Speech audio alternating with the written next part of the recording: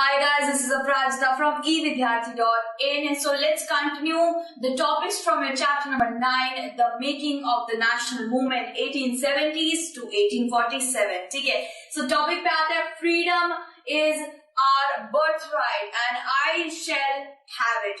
यानी कि जो स्वराज है, जो स्वतंत्रता है, वो मेरा जन्म सिद्ध अधिकार है और मुझे वो चाहिए. ठीक है, सो ये किसने लिखा था? ये बोला था, लिखा भी था भाई बाल गंगाधर तिलक. ये कुछ ऐसे लीडर्स हैं, ठीक है, जो अब आ रहे थे पिक्चर के अंदर. अभी तक तो हमने कांग्रेस के बारे में बात करी, कांग्रेस के अंदर कौन थे और कौन अलग अलग पार्टी से आ रहे थे, वो कुछ लीडर्स यहाँ आते हैं. ठीक है, बिपिन चंद्रपाल थे, फिर ये देखिए लाला लाजपत राय है. ठीक है, ये लाला लाजपत राय हैं, ये बिपिन चंद्रपाल हैं और ये है बाल गंगाधर, जिन्होंने बोला है freedom is our birthright and I shall have it.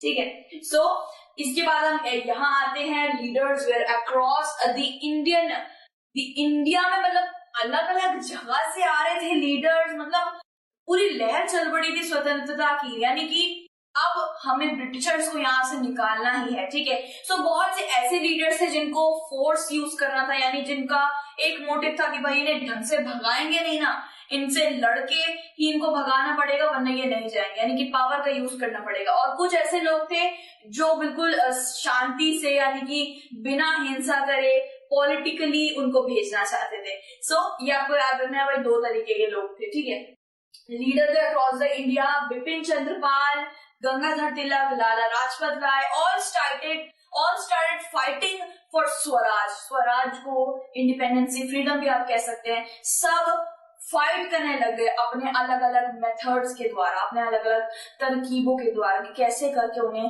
बाहर निकालना है. ठीक है, फिर आता है viceroy Curzon partition Bengal and merge it with Assam. East Bengal जो था ना, उसको पार्टीशन कर दिया था. ठीक है, और उसको आसाम के साथ मर्ज कर दिया. भाई इसके सामने भी ब्रिटिश जो थे उनकी बहुत बड़ी युक्ति थी.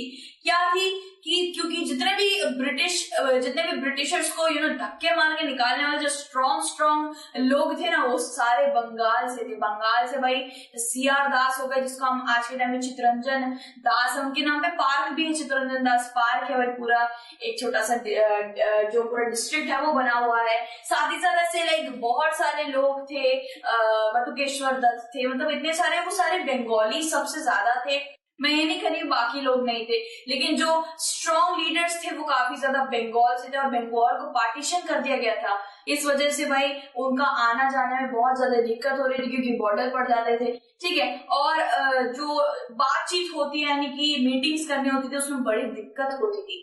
ठीक है, सो पार्टीशन कर दिया गया था और आसाम के साथ मर्ज कर दिया गया था, जोड़ दिया गया था. ठीक है, as they know many leaders are from Kolkata. ठीक है, many leaders are from Kolkata give rise to swadeshi movement. इसका क्या मतलब होता है कि सबको पता था कि भाई कोलकाता से ही बहुत से लोग हैं जो हमसे जुड़ के हमारे साथ मीटिंग करते हैं, मेथड्स अलग अलग तरीके के डिस्कस करते हैं, लेकिन उन्होंने इसको मर्ज कर दिया था, अपनी युक्ति लगा के आसाम से मर्ज कर दिया था भाई, अलग कर दिया था बंगाल को. ठीक है, सो बहुत से लोग गुस्से में तहश में आ गए थे और इसी से एक मूवमेंट चल पड़ा था जिसका नाम था स्वदेशी मूवमेंट. डेल्टिक आंध्रा में इसको वंदे मातरम भी मूवमेंट कहा गया था. ये जो मूवमेंट थे ना, इनके नाम जरूर अलग अलग होंगे, लेकिन इनका एक ही लक्ष्य था और वो था स्वतंत्रता की लहर पूरे की पूरे भारत में उजागर हो गई थी. ठीक है, सबका एक ही गोल था, स्वराज. ठीक है, उसके बाद आता है ऑल इंडिया मुस्लिम लीग है, वाज बिल्ट एट डक्का इन 1906. ठीक है, सो नवाब के द्वारा, यानी कि मुस्लिमों के और नवाब के द्वारा भी भाई एक पार्टी तब्दील हो गई थी जिसका नाम था ऑल इंडिया मुस्लिम लीग. ठीक है, डक्का यानी कि ढाका, डक्का को ढाका भी कहा जाता है. ठीक है, नवाब और मुस्लिम लीडर्स द्वारा इसको बनाया गया था. Congress got separated in 1915, later reunited. ठीक है, अब आपको याद रखना है कांग्रेस सेपरेट क्यों हुई थी. कांग्रेस में दो तरीके के लोग रहते थे. एक तो बाल गंगाधर तिलक जैसे, जो कहते थे कि ये जो स्वराज है ना, इसे छीनना पड़ेगा. जितने भी लाइक भगत सिंह को देख लीजिए, राजगुरु देख लीजिए, सुखदेव थे, ये जितने भी इनका था कि स्वतंत्रता, पूरी स्वतंत्रता चाहिए और ये मेरा हक है, तो मैं बिल्कुल शांति से बिल्कुल नमो नमो करके क्यों लूं इसको भाई.